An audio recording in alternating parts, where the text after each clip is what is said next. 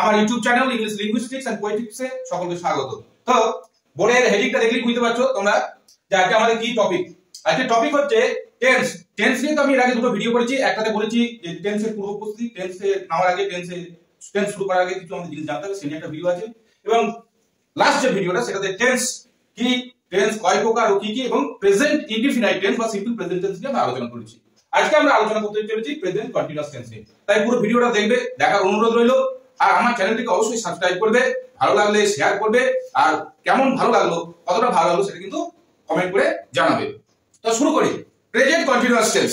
Present continuous tense বর্তমান, বর্তমান কাল। টেন্স তো আমরা আগের দিন বলেছি যে সময় অনুযায়ী ভার্বের যে বিভিন্ন রূপ বসায় সেটাকে আমরা টেন্স বলি। তাই টেন্স প্রেজেন্ট কন্টিনিউয়াস টেন্স কি, মানে ঘটমান বর্তমান। এখান থেকে আমরা বুঝে নিতে পারি যে ঘটমান বর্তমান, যেটা ঘটছে বর্তমানে, মানে যেটা বর্তমানে হচ্ছে বা চলছে বোঝালে তখন এই প্রেজেন্ট কন্টিনিউয়াস টেন্স ব্যবহৃত হয়। তাহলে বর্তমানে কোনো কাজ হচ্ছে আমরা লিখতে পারি যে এই টেন্স কাকে বলে। বর্তমানে কোনো কাজ হচ্ছে বা চলছে বা নিকট ভবিষ্যতে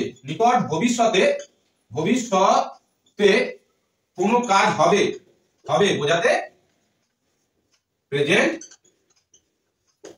কন্টিনিউয়াস বানানটা একটু মুখস্থ করবে। কন্টিনিউয়াস টেন্স ব্যবহৃত হয়। প্রেজেন্ট কন্টিনিউয়াস ব্যবহৃত হয়। Present continuous tense is used to express an ongoing action, an action that is going on at present, not yet completed, and an action that is going to be happen in near future. তো ভবিষ্যতে কোনো কাজ হবে, বর্তমানে কোনো কাজ হচ্ছে বা চলছে বোঝাতে এই প্রেজেন্ট কন্টিনিউয়াস টেন্স ব্যবহৃত হয়। আমরা জানলাম প্রেজেন্ট কন্টিনিউয়াস টেন্সটা কি এবং ব্যবহারটাও জেনে গেছি, সেটাই আমি এখানে 1 এবং 2 করে লিখে রেখেছি।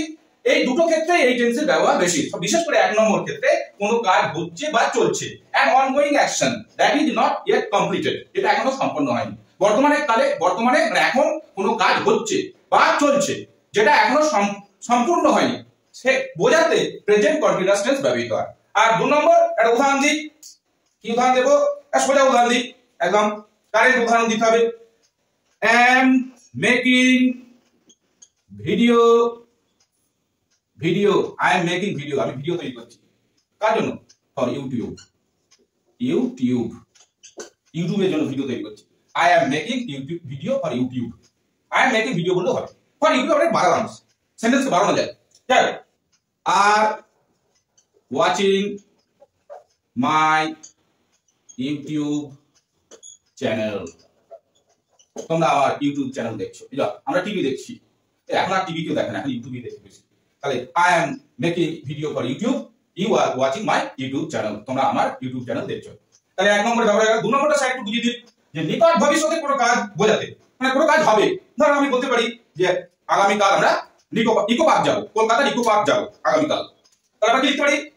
we are going to Eco Park tomorrow.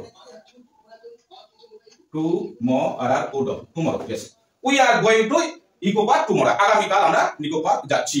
যাবো বললেও হবে, we shall go to Eco Park tomorrow, এটা বললেও হবে। কিন্তু আমরা নিকট ভবিষ্যতে কোনো কাজ হবে বোঝাতেও আমরা এই প্রেজেন্ট কন্টিনিউয়াস টেন্স ব্যবহার করে সেটা বুঝিয়ে দিতে পারি। we are going to Eco Park tomorrow, আমরা ইকো পার্কে যাচ্ছি আগামী কাল। আরেকটা কি হতে পারে? today's match is going to start at 7 p.m. today's match is going to start at 7 p.m. T20 খেলা 7টার সময় করে শুরু হয়। তাহলে আজকে ম্যাচটি শুরু হতে চলেছে 7টার সময়, সন্ধ্যে 7টার সময়। 7 p.m. PM বোঝালেই সন্ধ্যে 7টা হয়ে যাচ্ছে, সন্ধ্যে 7টার সময়। তাহলে আমরা এখান থেকে কি জানলাম? যে বাংলা ক্রিয়াপদের শেষে তেছে, তেছো বা তেছি, দেখছি, আমি পড়ছি, তুমি পড়ছো, সে পড়ছে, এর যে ফর্মুলা বা ফর্ম বা স্ট্রাকচার, ভার্বের যে সেন্টেন্সের যে ফর্ম, গঠন বা স্ট্রাকচার, ফর্মুলা বিভিন্ন বইতে বিভিন্ন রকম রয়েছে, যাই থাকুক না কেন, তাহলে এই ফর্মুলাটা কি বা স্ট্রাকচারটা কি, সেন্টেন্স গঠনের নিয়মটা কি?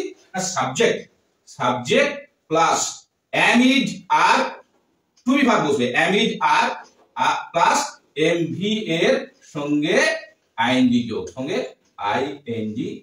করতে হবে, ing যোগ করতে হবে। দেখো প্রত্যেকটাতে দেখো সাবজেক্ট, তারপর টু বি ভার্ব, তারপর ভার্বের সঙ্গে আইএনজি যোগ আছে। এই যে তোমরা ইউটিউব দেখছো, ইউ আর ওয়াচিং, এই জায়গাটা একটু আমাদের খেয়াল রাখতে হবে, অ্যাম ইজ আর এর ব্যবহারটা আর মেন ভার্বের সঙ্গে আইএনজি যোগ করাটা, এখানে একটু গন্ডগোল হয়ে যায়। কখনো মেন ভার্বের সঙ্গে আইএনজি যোগ করতে আমরা ভুলে যাই, কখনো টু বি ভার্ব আমরা বসাই না, এইগুলো সাধারণত ভুল করে থাকি আমরা সচরাচর। তো এইটা করার সময়, এই প্রেজেন্ট টেন্স ব্যবহার করার সময় বা লেখার সময় আমাদের একটু সতর্ক থাকতে হবে টু বি ভার্ব গুলো নিয়ে, বি ভার্ব গুলো নিয়ে এবং ভার্বের সঙ্গে আইএনজি যোগ করার নিয়ে। তো আমি অ্যাম ইজ আর এর ব্যবহারটা একটু বলে দিই যে আমরা অ্যামটা কেবলমাত্র আই এর পরেই বসে, তারপর আর কোথাও অ্যাম বসে না। আই এর পরেই একমাত্র অ্যাম বসে, কোথাও অ্যাম বসে না।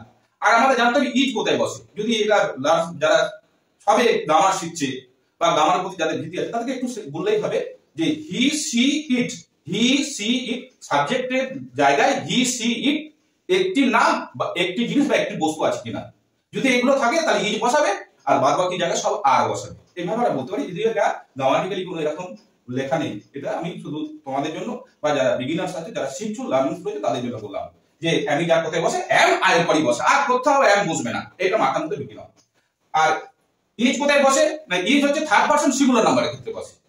ফার্স্ট পারসন সিঙ্গুলার নাম্বারের ক্ষেত্রে অ্যাম, থার্ড পারসন সিঙ্গুলার নাম্বারের ক্ষেত্রে ইজ। কিন্তু আমি যদি বাচ্চাদের শেখাই তাহলে কি বলবো যে দেখতে হবে সাবজেক্টে হি সি ইট একটি নাম বা একটি বস্তু আছে কিনা। যদি একটা থাকে, এরকম আমি তুমি বাদে যদি অন্য কিছু থাকে এবং সেটা যদি একটা বোঝায়, সিঙ্গুলার বোঝায়, তাহলে আমরা ইজ বসাবো, বাদ বাকি সব জায়গায় আর। এটা হয়ে গেল। আর মেইন ভার্বের সঙ্গে আইএনজি যোগ করতে ভুলতে হবে না। এইভাবে আমরা প্রেজেন্ট কন্টিনিউয়াস টেন্সকে আয়ত্ত করতে পারি বা মজ্জাগত করতে পারি। এভাবে আমাদের শিখতে হবে। তো এই চারটে আলোচনা।